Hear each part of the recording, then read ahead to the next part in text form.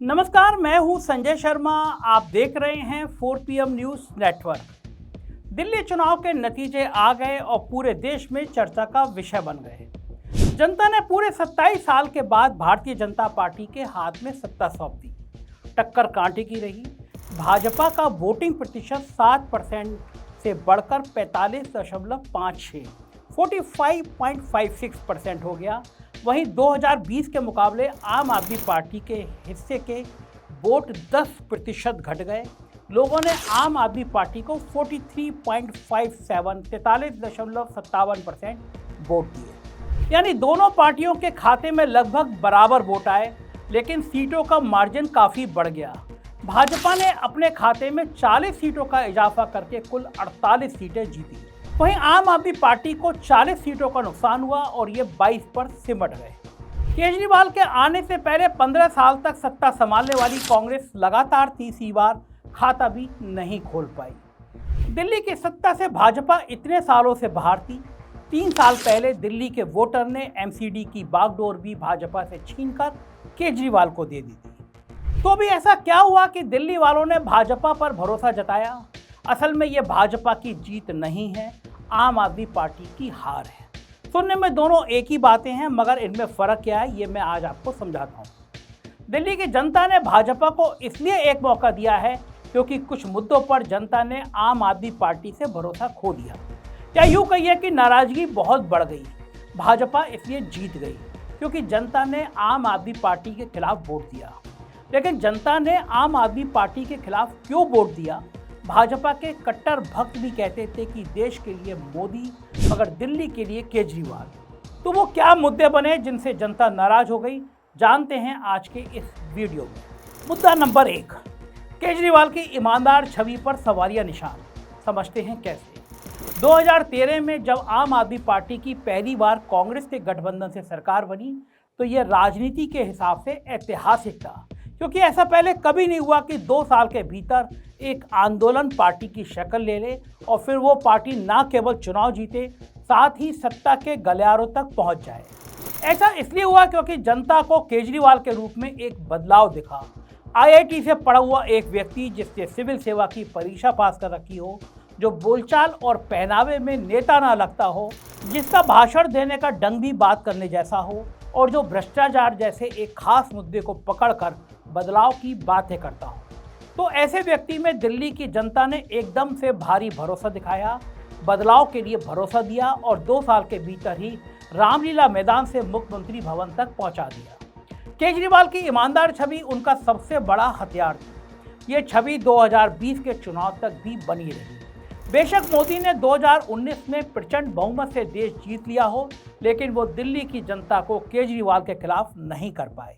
एक आम राय ये भी थी कि केजरीवाल कुछ भी हो या ना हो, लेकिन ईमानदार है। इस छवि को पहला धक्का तब लगा जब 2022 की शराब नीति आई। इस नई शराब नीति के तहत दिल्ली में प्राइवेट ठेके खुले जो मॉल की किसी जगमगाती दुकान से कम नहीं थे। 15 अगस्त, 26 जनवरी और 2 अक्टूबर को छोड़कर सारे ड्राई डे खत्म कर दिए गए और प्राइवेट प्लेयर्स के वर्चस्व की लड़ाई में शराब आधे दामों में भी बिकी। पीने वाला तो बहुत खुश हुआ, लेकिन बाकी जनता को ये रास नहीं आया क्योंकि सस्ती शराब ने लोगों में शराब पीने की आदत को बढ़ावा दे दिया। और जो महीनों तक शराब सस्ती ही रही तो शराब की क्वालिटी पर तो सवाल उठे ही, शराब नीति पर भी भ्रष्टाचार के आरोप लगने लगे। भाजपा मौके की तलाश में थी। कश्मीर से लेकर कन्याकुमारी तक विपक्ष के नेताओं को ईडी और सीबीआई का डर दिखाने वाली भाजपा के चंगुल से केजरीवाल बचे हुए थे, मगर शराब नीति ने ईडी को वो मौका दे दिया। केजरीवाल को लगभग 6 महीने जेल में बिताने के बाद सितंबर 2024 में जमानत मिली। लेकिन भाजपा केजरीवाल को अरेस्ट कराकर भी पूर्ण रूप से भ्रष्ट तो साबित नहीं कर पाई, क्योंकि सब जानते हैं कि कैसे जो भाजपा के साथ आता है वो एकदम से वॉशिंग मशीन में सफ़ेद हो जाता है, धुल जाता है, और बाकी सबको वो ईडी और सीबीआई से डरा कर रखते हैं।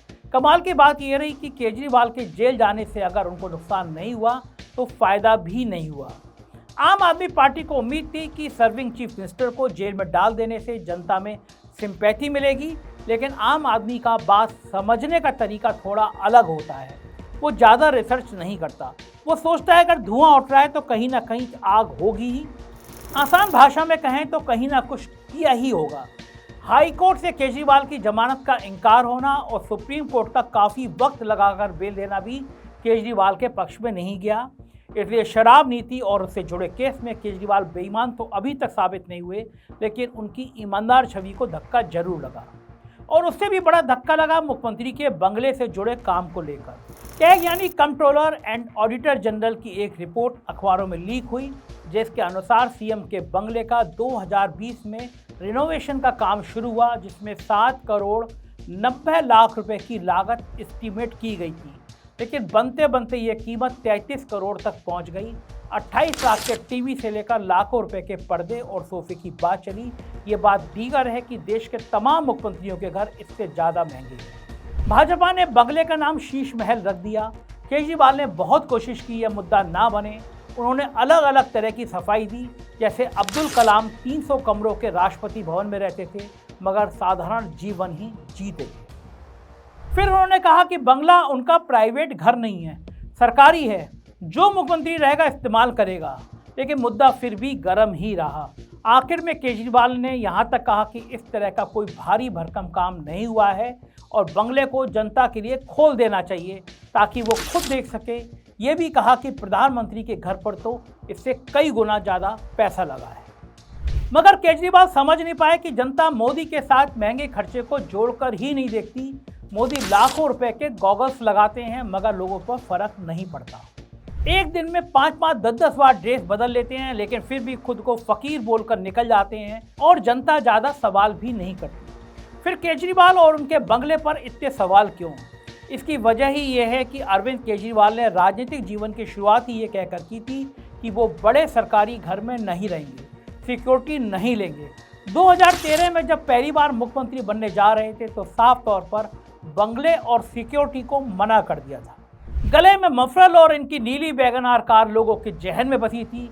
इसलिए जनता के लिए बात 7 करोड़ या 33 करोड़ की नहीं है, केजरीवाल के महंगे बंगले की है, क्योंकि उन्होंने खुद अपनी इमेज एक आम आदमी की बनाई थी और बंगले के मुद्दे से पहले वो इमेज बरकरार भी थी। ये कुछ ऐसा ही है जैसे मोदी कहीं नॉनवेज खाते या शराब पीते हुए दिख जाए, तो वो कोई बहुत बड़ी बात नहीं है। लेकिन मोदी ने अपनी इमेज ऐसी बना ली है कि जनता मोदी को नोटबंदी की गलती माफ़ कर सकती है, लेकिन उनका पार्टी या मौज मस्ती करना माफ़ नहीं करेगी। हमारे देश की जनता भावुक है, वो सब नेताओं को एक पैमाने पर नहीं तोलती। हर नेता को उसके बनाए हुए पैमाने और उसके वादे पर ही तोलती है। और इस बंगले से जुड़े खर्चे का तो इतना खौफ है कि भाजपा ने पहले ही ऐलान कर दिया, मुख्यमंत्री कोई भी बने इस बंगले में नहीं रहेगा। अब भाजपा का मुख्यमंत्री कहीं भी रहे, कोई भी रहे, वो भी एक बंगला ही होगा, उसमें भी खर्चा जरूर होगा, लेकिन भाजपा वो एक्स्ट्रा खर्चा भी करेगी और इस बंगले के नाम पर केजरीवाल को घेरे भी रहेगी। शराब नीति और बंगले की लागत ने केजरीवाल की ईमानदार इमेज को थोड़ा सा हिलाया। इसने उनके अवैध किले की दीवार में दरार तो डाली, लेकिन ये उनकी हार का मुख्य कारण नहीं है। केजरीवाल की हार का मुख्य कारण है मुद्दा नंबर 2, जनता से किए गए कुछ वादों का पूरा ना हो पाना। सबसे बड़ा मुद्दा दिल्ली की सड़कों की बदहाली का रहा। सोशल मीडिया के ज़माने में कुछ भी छुपा हुआ नहीं रह जाता, भूला हुआ नहीं रह जाता। मोदी के 15 लाख रुपए का वादा आज 11 साल के बाद भी एक चुटकुले की तरह मोदी से चिपका हुआ है। ठीक उसी तरह केजरीवाल ने 2019 में वादा किया था कि दिल्ली को लंदन जितना साफ बना देंगे और दिल्ली की सड़कों को पेरिस जैसा बना देंगे। दिल्ली तो पहले ही अपनी चौड़ी और अच्छी सड़कों के लिए देश भर में जानी जाती थी, लेकिन पिछले 10 साल में लोगों की आबादी और कारों की संख्या दोनों बहुत ज़्यादा बढ़ी है, खासकर दिल्ली जैसे बड़े शहर में, जहां हर दिन देश के किसी न किसी कोने से आदमी सपनों की तलाश में आ ही जाता है। इस बढ़ती आबादी का भार दिल्ली की सड़कों ने भी झेला है, जो रखरखाव के अभाव में बदहाल हो चली है। दिल्ली के लंबी चौड़ी सड़कें अब अपने गड्ढों के लिए जाने लगी। पहले सड़कों की समस्या केवल अनऑथोराइज्ड कॉलोनी तक सीमित थी, लेकिन पिछले कुछ सालों में खासकर मानसून के समय दिल्ली के किसी भी इलाके में सड़क का धंस जाना एक आम बात हो गई। इसका सबसे बड़ा कारण रहा सीवर का पानी लीक होना। सीवर की जिम्मेदारी दिल्ली जल बोर्ड की है और सड़कों की जिम्मेदारी जगह के हिसाब से पीडब्ल्यूडी और एमसीडी की होती है। जब तक दिल्ली की एमसीडी भाजपा के नीचे थी तो सड़क का मुद्दा केजरीवाल से जोड़कर नहीं देखा जाता था, लेकिन पिछले 2.5-3 सालों से एमसीडी भी आम आदमी पार्टी के नीचे है, इसलिए सड़कों की बदहाली के लिए आरोप की सुई पूरे तरीके से केजरीवाल की तरफ गई। दिल्ली में बड़ी संख्या में एक पढ़ा लिखा तबका रहता है जिसे मोदी के हिंदू मुस्लिम नैरेटिव में भी इंटरेस्ट नहीं है, और ऐसे लोग केजरीवाल के स्कूल और अस्पताल में भी नहीं जाते, लेकिन सड़क पर सब चलते हैं और किसी मुद्दे को बड़े स्केल पर लाने का काम यही पढ़ा लिखा मिडिल क्लास तबका करता है, चाहे सोशल मीडिया से हो या फिर टीवी के माध्यम से। इसलिए सड़क का मुद्दा बड़ा बन चुका था, लेकिन केजरीवाल को इसे पहचानने में थोड़ा वक्त लग गया। अक्टूबर में सड़क ठीक करने की मुहिम भी चलाई, लेकिन इतने कम महीनों में सिर्फ काम चलाऊ रिपेयर ही हो सकती थी, जो जनता का मन बदलने के लिए काफ़ी नहीं थी। ठीक उसी तरह गंदगी का मसला भी रहा, चाहे सड़क किनारे की धूल हो या फिर कूड़ा, दोनों से प्रदूषण भी बढ़ रहा है और गंदगी भी। ये बात सच है कि दिल्ली के दो कोने यानी मलसफा और गाजीपुर के कूड़े के पहाड़ों की ऊंचाई कम जरूर हुई है, मगर केजरीवाल का उस वक्त का वादा इस उपलब्धि को ढक गया, क्योंकि उन्होंने कह दिया था कि 2024 तक कूड़े के पहाड़ को बिल्कुल ही हटा देंगे। इस बात से सबक लिया जाना चाहिए कि वादा कितना बड़ा है वो बैत नहीं रखता, भले छोटा वादा हो, पूरा किया या नहीं यह जरूरी है। अगर केजरीवाल ये कहते हैं कि हम सड़क बेहतर बनाने की कोशिश करेंगे या कूड़े के पहाड़ को जितना जल्दी हो सकेगा छोटा करेंगे, तो जनता में इतना रोष नहीं होता जो अब हुआ, क्योंकि केजरीवाल की आदत डेडलाइन के साथ वादा करने की है, जैसे अगले चुनाव से पहले रोड पेरिस जैसी बन जाएगी, 2024 तक कूड़े का पहाड़ खत्म हो जाएगा, और इसी तर्ज पर उन्होंने ये भी कह दिया कि 5 साल के अंदर यमुना साफ कर देंगे, इतनी साफ कि लोग इसमें डुबकी लगा सकेंगे। केजरीवाल को चुनाव की शुरुआत में लगा था कि यमुना के नाम पर वोट मिलते ही नहीं। एक पॉडकास्ट में उन्होंने कहा था कि ये चुनाव का मुद्दा ही नहीं है, लेकिन जैसे जैसे चुनाव नज़दीक आया, हर किसी को ये समझ आ गया कि दिल्ली की जनता के लिए दिल्ली में ही साफ सफाई अब बहुत ज़रूरी हो गई है। फिर केजरीवाल इस मुद्दे पर दोबारा सजग भी हुए, हरियाणा की इंडस्ट्री से निकलने वाले खराब पानी पर ध्यान भी दिलाना चाहा, लेकिन अमोनिया के बढ़ते स्तर को बताने के लिए जहर शब्द का इस्तेमाल कुछ हद तक बैकफायर कर गया। जब कोई भी काम नहीं हुआ या फिर केजरीवाल पर कोई उंगली उठी, तो उन्होंने अपनी बेबसी दिखाई। उन्होंने कहा कि एलजी उनके काम को रोक देते हैं। इस बात में सच्चाई भी थी। केजरीवाल के हाथ में अफसरों का तबादला भी नहीं था, इसलिए दिल्ली में बड़े लेवल के आईएएस अफसर मुख्यमंत्री के बजाय एलजी को ही अपना बॉस मानते रहे। सुप्रीम कोर्ट ने इसे बदला भी था, लेकिन मोदी सरकार ने फिर से नया कानून लाकर एलजी को दिल्ली का बॉस बना दिया। लेकिन दिल्ली की जनता हर छोटे बड़े काम के लिए बेबसी का बहाना नहीं सुनना चाहती थी। पॉलिसी लेवल के काम का रोका जाना भाजपा के बैठे बिठाए एलजी पर थोपा जा सकता है, लेकिन रोज घरों से कूड़ा उठना, कुछ महीनों में सड़कों की मरम्मत, हर थोड़ी दूर पर कूड़ेदान का होना, ये रोजमर्रा के कामों पर अगर केजरीवाल ध्यान देते और उन्हें करवा देते तो बात कुछ और होती। जनता में गुस्सा बढ़ा कि हर समस्या के लिए केजरीवाल दूसरे को दोष दे रहे हैं, अपनी जिम्मेदारी नहीं ले रहे हैं। इसलिए चुनाव से 20 दिन पहले केजरीवाल ने माना कि अच्छी सड़कें, यमुना की सफाई और साफ पीने का पानी, वो 3 वादे हैं जो वो पूरा नहीं कर पाए, और दोबारा जीते तो जरूर पूरा करेंगे। जनता तो शायद काफ़ी पहले से ही मन बना चुकी थी, लेकिन हर पार्टी का नेता उसे देर से समझा। शुरुआत में भाजपा ने केजरीवाल को स्कीमों की मुफ्त रेवड़ी बांटने वाला कहा, चाहे वो फ्री बिजली पानी हो या बस में औरतों के लिए फ्री सेवा। लेकिन बाद में उन्हें समझ आया कि जनता अपने ऊपर किए गए सरकार के खर्चे को एहसान नहीं मानती, उसकी जिम्मेदारी मानती है। दिल्ली के सरकारी स्कूलों में भले ही गरीब का बच्चा पढ़ता हो, लेकिन मिडिल क्लास और अमीर भी इस बात की तारीफ करते हैं कि स्कूल बेहतर हुए हैं। बिजली की सब्सिडी स्कीम हर कोई ले रहा है। इसलिए चुनाव आते आते सब पार्टियों को समझ आ गया कि ये पुराने वादों के रिपोर्ट कार्ड का चुनाव है। जो अच्छा हो रहा है वो ठीक है, मगर जो वादा करके भी पूरा नहीं हुआ उसका जवाब जनता चाहती है।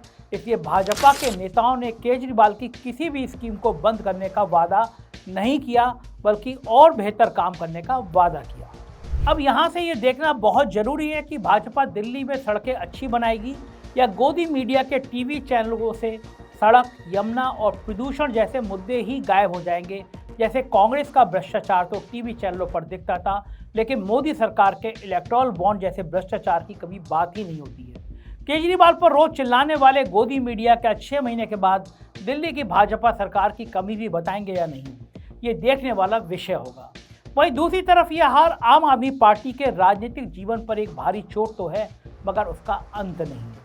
अभी भी जितनी जनता ने भाजपा को वोट दिया, लगभग उतनी थोड़ा कम ही जनता ने आम आदमी पार्टी को भी वोट दिया। 22 विधायक होना कोई छोटी बात नहीं है। मजबूत विपक्ष की भूमिका निभाने के साथ साथ केजरीवाल अगर चाहें तो दिल्ली की जनता का दिल दोबारा जीत सकते हैं। दिल्ली में हर विधायक को सालाना 15 करोड़ रुपए का फंड मिलता है। 5 सालों में ये रकम 75 करोड़ हो जाती है। ये पैसा अपने इलाके में विधायक अपने हिसाब से लगा सकता है। किसी भी इलाके में हर साल वाकई 15 करोड़ रुपए की लागत का काम 5 साल में उस इलाके में बड़ा बदलाव ला सकता है। 22 विधानसभा मिला लें तो 5 साल का विधायक फंड 1650 करोड़ रुपए हो जाता है। अगर इतने पैसे दिल्ली के 1/3 इलाके में अगले 5 साल में लगा दिए जाएं तो वो इलाका और उसमें किया गया काम खुद ही बोलने लगेगा। केजरीवाल को पहले जिताया उनके वादों ने और अब हराया उनके वादों ने। वो वादे जो बड़े थे और पूरे नहीं हुए। दिल्ली की जनता और देश के हर इलाके की जनता से यही अपेक्षा है कि वो किसी पार्टी के कट्टर समर्थक ना बने। आएगा तो मोदी ही जैसे नारे नेताओं के अंदर मालिक वाला भाव भर देते हैं। नेताओं के अंदर सेवक वाला डर होना चाहिए। अगर काम नहीं हुआ तो जनता माफ़ नहीं करेगी, नौकरी से निकाल देगी। इसी इरादे के साथ हर चुनाव में मतदान होना चाहिए। उम्मीद है कि दिल्ली की जनता भाजपा की सरकार से अपने लिए काम निकलवा लेगी। अगली रिपोर्ट तक हम ये इसका इंतजार करेंगे और कुछ महीनों बाद देखेंगे कि क्या वादे पूरे हुए क्या नहीं। मेरे साथ रहिए, तब तक सवाल पूछते रहिए। चैनल को सब्सक्राइब करना और ज्वाइन करना ना भूलें। शुक्रिया, थैंक यू।